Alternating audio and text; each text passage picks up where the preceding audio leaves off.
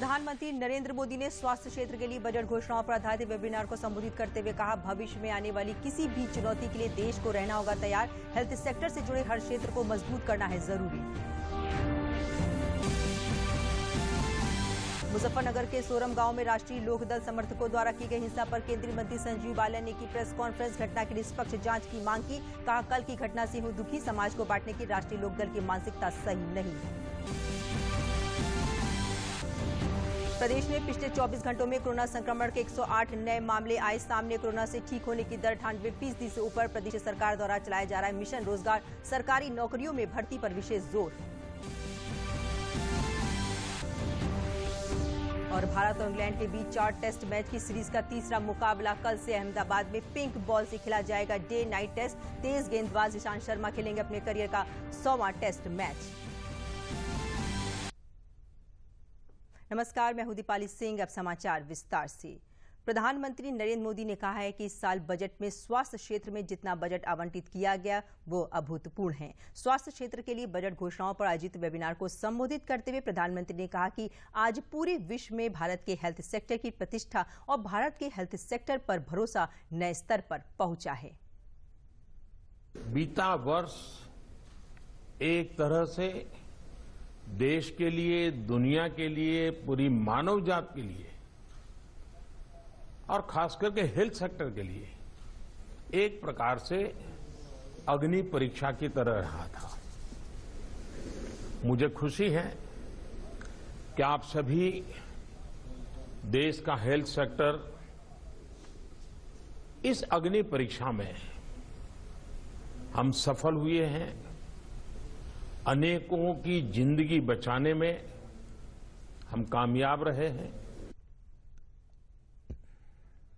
प्रधानमंत्री ने कहा कि कोरोना ने हमें ये सबक दिया है कि हमें सिर्फ आज ही महामारी से नहीं लड़ना है, बल्कि भविष्य में भी आने वाली ऐसी किसी भी स्थिति के लिए देश को तैयार रहना है। इसलिए हेल्थ सेक्टर से जुड़े हर क्षेत्र को मजबूत करना भी उतना ही जरूरी है।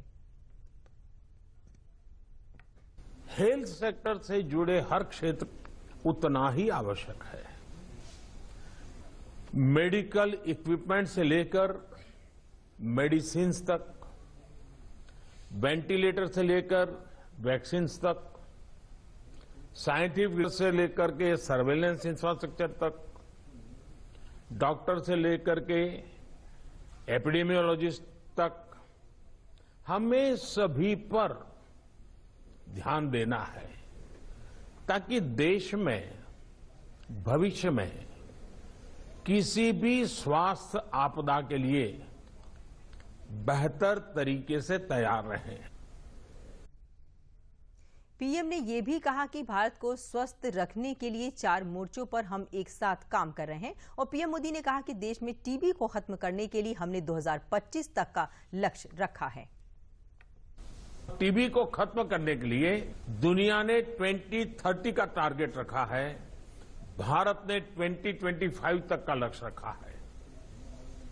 और मैं चाहूंगा कि टीबी की तरफ से इस समय विशेष ध्यान इसलिए देने के लिए मैं कहूंगा कि टीबी भी एक प्रकार से इन्फेक्टेड पर्सन के ड्रॉपलेट से ही फैलती है। टीबी की रोकथाम में भी मास्क पहनना, अर्ली डायग्नोसिस और ट्रीटमेंट, ये सारी बातें अहम है। ऐसे में कोरोना काल में जो हमें अनुभव मिला है, जो एक प्रकार से हिंदुस्तान के कॉमन मैन तक पहुंच चुका है, अब उसी हमारी प्रैक्टिसेस को हम टीबी के क्षेत्र में भी उसी मोड में काम करेंगे तो टीबी से जो हमें लड़ाई लड़नी है बहुत आसानी से हम जीत सकते हैं। मुख्यमंत्री योगी आदित्यनाथ ने आज विधान परिषद में कहा कि प्रदेश के युवा और बच्चों के लिए खेल के मैदान की व्यवस्था ग्राम पंचायत स्तर तक करने के लिए काम किया जा रहा है। उन्होंने कहा कि सरकार का प्रयास है कि ग्राम निधि के द्वारा ओपन जिम स्थापित की जाए तथा उन सभी जगहों पर जहां पर स्कूलों में खेलने की व्यवस्था नहीं है वहां पर खेल के मैदान की व्यवस्था की जाए।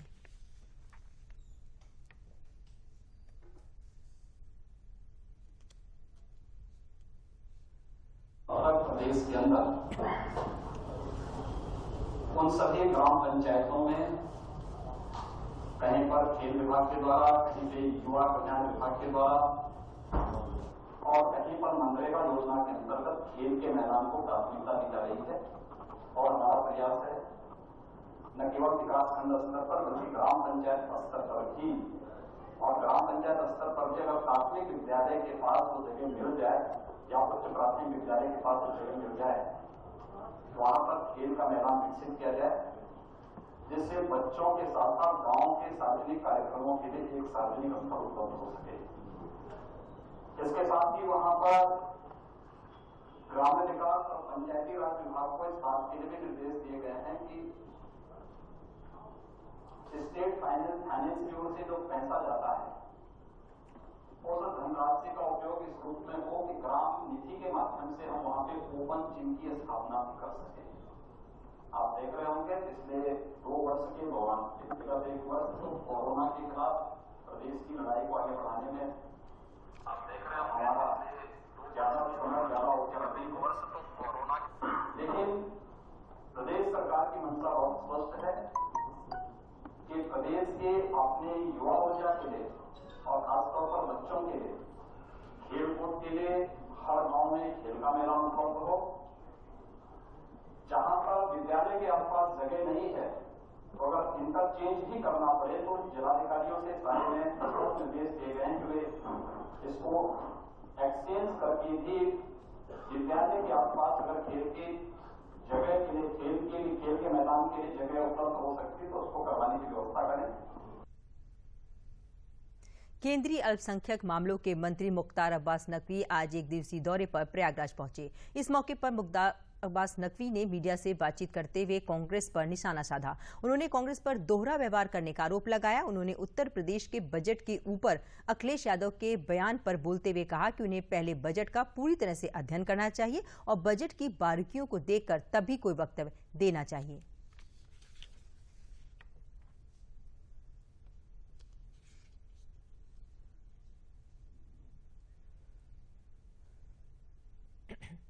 इस परिवार का या इस पार्टी का जो इतिहास रहा है वो रूम में टोपी और रोड पे तिलक, और उसके जरिए जो है वो अपने आप को सेकुलरिज्म का सियासी सूरमा बताते रहे। इसलिए घूमने दीजिए थोड़ा सा। देखिए, मुझे लगता है कि उनको चाहिए था, उनकी पार्टी के लोगों को, कि बजट का अध्ययन करते और अध्ययन करके असेंबली के अंदर इस बारे में बताते तो लोगों को अच्छा लगता। हवाई बातों से फायदा नहीं। मुजफ्फरनगर के सोरम गांव में राष्ट्रीय लोकदल समर्थकों द्वारा की गई हिंसा पर आज केंद्रीय मंत्री संजीव बालियान ने प्रेस कॉन्फ्रेंस की। इस अवसर पर केंद्रीय मंत्री संजीव बालियान ने कहा कि वे कल की घटना से दुखी हैं और समाज को कभी बढ़ता नहीं देख सकते हैं। उन्होंने कहा कि राष्ट्रीय लोकदल की मानसिकता सही नहीं है और वे लोगों को आपस में लड़ाना चाहते हैं। संजीव बालियान ने घटना का निष्पक्ष जांच की मांग की। दरअसल संजीव बालियान सोमवार को मुजफ्फरनगर के सोरम गांव में एक शोभ सभा में गए थे। संजीव बालियान पहुंचे तो वहां मौजूद राष्ट्रीय लोकदल के समर्थकों ने केंद्रीय मंत्री का विरोध किया और उनके समर्थकों के साथ मारपीट की।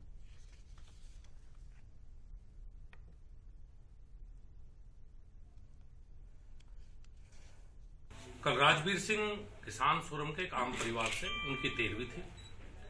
करीब 2:30-3 बजे के बीच में उनके रस्म पगड़ी कार्यक्रम में शामिल होने के लिए मैं सोरम गांव पहुंचा था। ये कोई पहली बार में नहीं गया। पिछले 7 वर्षों में मुजफ्फरनगर की जनता मेरा परिवार है और अपने परिवार के हर सुख और दुख, शादी हो, 13वीं हो, कोई भी घटना हो, उसमें शामिल होना मैंने हमेशा अपना कर्तव्य समझा है। जब मैं रस्म पगड़ी में अंदर मौजूद था, राष्ट्रीय लोकदल के ब्लॉक अध्यक्ष और 4-5 लोग हो जो राष्ट्रीय लोकदल के कार्यकर्ता हैं, घोषित कार्यकर्ता हैं, उन लोगों ने वहां पहुंचा, वहां बदतमीजी शुरू करी, वहां नारेबाजी शुरू करी और बहुत ही अभद्र व्यवहार। जिस परिवार के घर 13वीं है, चाहे कैसा माहौल हो कि किसी ने अपना खोया हो और मैं संवेदनाएं प्रकट करने और रस्म पगड़ी पे वहां मौजूद हूं, उस संगे ऐसा करना नितांत मैं समझता हूं कि एक ऐसा कृत्य है जिसे उचित नहीं ठहराया जा सकता। अपर मुख्य सचिव स्वास्थ्य अमित मोहन प्रसाद ने आज प्रेस वार्ता में बताया कि प्रदेश में पिछले 24 घंटों में कोरोना संक्रमण के 108 नए मामले सामने आए हैं और इसी अवधि में ही 202 कोरोना संक्रमित मरीज उपचार के बाद पूरी तरह से ठीक होकर डिस्चार्ज किए गए हैं। इस समय एक्टिव इन्फेक्शन केसेस की संख्या कम होकर 2268 है। उन्होंने कहा कि कोविड रिकवरी दर 98.18% है। कोरोना के संक्रमित लोगों में से 8718 लोगों की मृत्यु हुई है। विगत 24 घंटों में संक्रमण के 108 नए मामले सामने आए हैं। इसी अवधि में उपचारित होकर डिस्चार्ज होने वालों की संख्या 202 है। इस समय प्रदेश में एक्टिव इन्फेक्शन के केसेस की कुल संख्या कम होकर के 2268 रह गई है। जो लोग संक्रमण के प्रारंभ से अब तक उपचारित होकर डिस्चार्ज हुए हैं अर्थात संक्रमण मुक्त हुए हैं, उनकी संख्या अब 5,91,989 हो गई है और प्रदेश में कोविड के संक्रमण से रिकवरी का प्रतिशत अब 98.18% हो गया है, 98.18%। संक्रमित लोगों में से आज तक कुल 8,718 लोगों की मृत्यु हुई है। कल प्रदेश में 1,23,335 सैंपल्स की जांच की गई और अब तक कुल मिलाकर 3,06,69,496 सैंपल्स की जांच की जा चुकी है। 2,268 संक्रमित व्यक्तियों में से इस समय 588 होम आइसोलेशन में हैं और घर पर रहकर ही स्वास्थ्य लाभ कर रहे हैं। अपर मुख्य सचिव सूचना नवनीत सहगल ने बताया है कि कोरोना संक्रमण कम होने के साथ साथ अन्य गतिविधियों में भी तेजी लाई जा रही है। उन्होंने बताया कि प्रदेश में आर्थिक और औद्योगिक गतिविधियां सामान्य होने लगी हैं। एमएसएमई और बड़ी इकाइयां उद्योगों में काम कर रही हैं। उन्होंने बताया कि प्रदेश सरकार द्वारा मिशन रोजगार चलाया जा रहा है। मिशन रोजगार के अंतर्गत सरकारी नौकरियों पर विशेष तौर पर ध्यान दिया गया है और प्रत्येक विभागों को रिक्तियों को समय से भरे जाने के लिए निर्देशित किया गया है। प्रदेश में सामान्य गतिविधियां, जो हमारी औद्योगिक गतिविधियां हैं, व्यापारिक गतिविधियां हैं, रोजगार की गतिविधियां हैं, वो सामान्य हो चली हैं और प्रदेश में सभी उद्योग बदस्तूर कार्य कर रहे हैं। प्रदेश में एमएसएमई इकाइयों के माध्यम से अधिक रोजगार पैदा करने का प्रयास किया जा रहा है। प्रदेश सरकार द्वारा मिशन रोजगार चलाया जा रहा है। मिशन रोजगार के अंतर्गत सरकारी नौकरियों पर विशेष तौर पर ये नियुक्ति की प्रक्रिया करें और इसमें प्रगति भी मिली है और अब तक लगभग 4 लाख के आसपास जो है सरकारी नौकरियां भी दी जा चुकी हैं और ये प्रक्रिया तेज़ी से अब आगे बढ़ाई जा रही है। इसके साथ साथ स्वरोजगार के माध्यम से रोजगार के अवसर भी निरंतर उन पर कार्य चल रहा है। विभिन्न योजनाओं के अंतर्गत स्वरोजगार उपलब्ध कराया जा रहा है। प्रदेश सरकार द्वारा बैंकों के साथ समन्वय करके एमएसएमईज को, लघु उद्यमी को ऋण उपलब्ध कराए जा रहे हैं, जिसके माध्यम से अधिक रोजगार के अवसर पैदा हो रहे हैं और अभी तक आत्मनिर्भर पैकेज में लगभग 4,38,000 इकाइयों को 11,945 करोड़ रुपए के ऋण बैंकों द्वारा वितरण किए गए हैं। अब ये योजना 31 मार्च तक ये योजना चल रही है। इस योजना में अधिक से अधिक और लोग लाभान्वित हों, इसके लिए विभिन्न संगठनों से, कंपनियों से, व्यापारिक प्रतिष्ठानों से संपर्क किया जा रहा है ताकि वो बैंकों से संपर्क करें। इसके अलावा प्रदेश में नई एमएसएमई की स्थापना को भी एक प्राथमिकता के साथ आगे बढ़ाया जा रहा है और 14 मई से लेकर आज तक 63,000 को 29,943 करोड़ रुपए के ऋण वितरण किए गए हैं। प्रदेश की राज्यपाल आनंदीबेन पटेल ने आज मथुरा में पंडित दीनदयाल उपाध्याय पशु चिकित्सा विज्ञान एवं अनुसंधान संस्थान द्वारा आयोजित 10वें दीक्षांत समारोह में शिरकत की। इस राज्यपाल आनंदीबेन पटेल ने 128 मेधावी छात्र छात्राओं को पीएचडी व अन्य डिग्रियां प्रदान की। इस अवसर पर आनंदीबेन पटेल ने उत्तर प्रदेश सरकार की उपलब्धियां गिनाई। उन्होंने कहा कि कोरोना काल में प्रदेश सरकार ने शानदार काम किया है। पीएम मोदी के मार्गदर्शन में यूपी सरकार ने कोरोना संकट संवेदनशीलता के साथ कोरोना संक्रमण का सामना करने में सफलता हासिल की।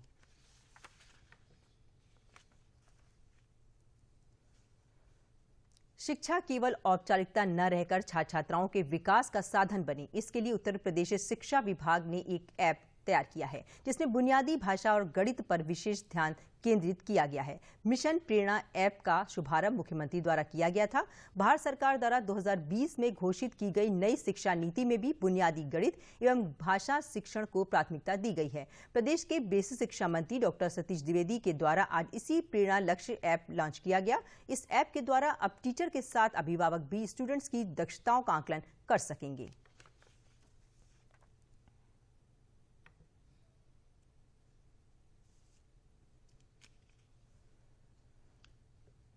देखिए, प्रदेश के योगी सरकार के नेतृत्व में उत्तर प्रदेश की बेसिक शिक्षा व्यवस्था का कायाकल्प हो रहा है।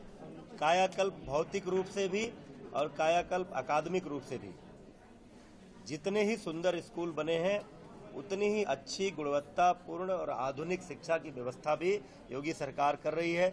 उसी क्रम में हमने 4 सितंबर 19 को शिक्षक दिवस की पूर्व संध्या पर माननीय मुख्यमंत्री श्री योगी आदित्यनाथ जी के कर कमलों से मिशन प्रेरणा का शुभारंभ उत्तर प्रदेश में किया था, जिसके अंतर्गत अनेकों तरह के जनपद फतेहपुर में आज संत गाडगे महाराज की 145वीं जयंती धूमधाम से मनाई गई। संत गाडगे ने स्वच्छता और शिक्षा पर विशेष ध्यान दिया और वंचित समाज को शिक्षा से जोड़ने का कार्य किया। संत गाडगे सेवा समिति द्वारा कार्यक्रम आयोजित किए गए, जिसमें गणमान्य व्यक्तियों ने संत गाडगे जी महाराज के जीवन पर अपने विचार साझा किए और संत गाडगे द्वारा दिखाए गए सद्मार्ग पर चलने पर जोर दिया गया। भारत और इंग्लैंड के बीच 4 टेस्ट मैच की सीरीज का तीसरा टेस्ट अहमदाबाद के मोटेरा स्टेडियम में कल से खेला जाएगा। ये डे नाइट टेस्ट मैच है जो पिंक बॉल से खेला जाएगा। तीसरे टेस्ट के लिए इंग्लैंड की टीम कुछ बदलाव के साथ मैदान में उतर सकती है। भारतीय टीम ने अब तक केवल 2 डे नाइट टेस्ट खेले हैं, जबकि इंग्लैंड इस मामले में भारत से आगे है। अब अंत में प्रमुख समाचार एक बार फिर। प्रधानमंत्री नरेंद्र मोदी ने स्वास्थ्य क्षेत्र के लिए बजट घोषणाओं पर आधारित वेबिनार को संबोधित करते हुए कहा, भविष्य में आने वाली किसी भी चुनौती के लिए देश को रहना होगा तैयार। हेल्थ सेक्टर से जुड़े हर क्षेत्र को मजबूत करना है जरूरी। मुजफ्फरनगर के सोरम गांव में राष्ट्रीय लोकदल समर्थकों द्वारा की गई हिंसा पर केंद्रीय मंत्री संजीव बालियान ने की प्रेस कॉन्फ्रेंस। घटना की निष्पक्ष जांच की मांग की। कहा, घटना से हूं दुखी, समाज को बांटने की राष्ट्रीय लोकदल की मानसिकता सही नहीं। प्रदेश में पिछले 24 घंटों में कोरोना संक्रमण के 108 नए मामले आए सामने। कोरोना से ठीक होने की दर 98% से ऊपर। प्रदेश सरकार द्वारा चलाया जा रहा है मिशन रोजगार, सरकारी नौकरियों में भर्ती पर विशेष जोर। भारत और इंग्लैंड के बीच 4 टेस्ट मैच की सीरीज का तीसरा मुकाबला कल से अहमदाबाद में पिंक बॉल से खेला जाएगा। Day night test. तेज गेंदबाज ईशांत शर्मा खेलेंगे अपने करियर का 100वां टेस्ट मैच। इसी के साथ समाचार समाप्त हुए। नमस्कार।